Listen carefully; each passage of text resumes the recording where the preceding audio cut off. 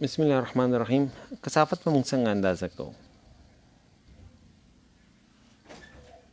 کثافت اندازه کوو.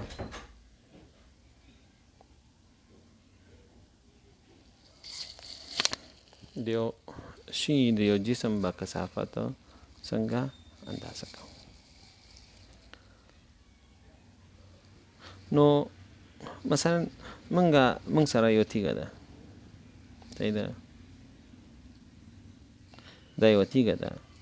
نو اول به لومړی به څه شی وکړي؟ دا تیږه به واخلې، دا تیږه چې ده وابخلې او د تیږې به ته څه شی پیدا کړي؟ په ترازو باندې به د دې کتله پیدا کړي. د تیږې کتله به د ترازو په وسیله څه شی کې پیدا کړي. مثلا دغه تیږه چې موږ کله ترازو کې کېښودله، نو تقریبا ما سره دا راغله، مثال په توګه دا 80 ګرامه راغله، صحیح ده، ترازو کې د 80 ګرامه تله راغله. نو ما سره د تیږې کتله چې ده،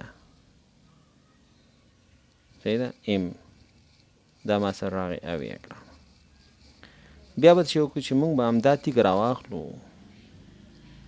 او په یو غټ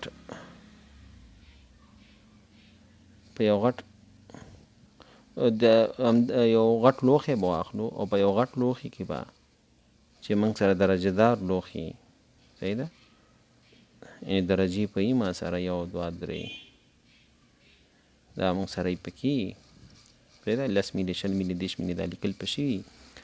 نو دې کې به مایع واچو او چې کله هم پکې مایع واچوله دا تیږه به پکې واچو، دا تیږه به نه دی.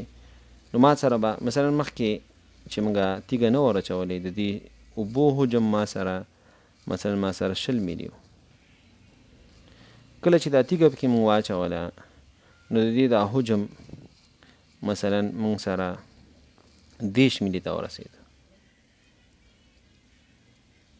کله چې اوبه موږ سره درجه دار سلنډر ما سره غوړ درجه دار سلنډر دی، نو د هغې حجم 20 ملي اوبه پکې وي. او کله چې موږ تیږه واچوله، د هغې حجم وختلې، بې ځایه شوې او 30 ملي ته ورسېدې. نو دې مطلب دی چې د تیږې حجم ما سره 30 نه که زه د اوبو حجم لرې کړمه، نو ما سره 10 ملي راغی. نو د تیږې حجم چې دی دا ما سره څه راغی؟ 10 ملي راغی. نو ما سره به زه ولیکم چې کثافت ما سره مساوي کېږي به ام پر وي، او ام ما سره دی 80 ګرامه، او دغه چې دی دغه مواد چې دی د ما سره حجم 10 ملي راغی. نو د دې به دا که دې سره تقسیم شي، دا 7 ګرامه پر ملي د ده څه راغی؟ د دې تیږې د دې توکو ما سره څه راغی؟ کثافت راغی. کثافت د دې موادو ما سره 7 ګرامه پی ملي ما سره راغی.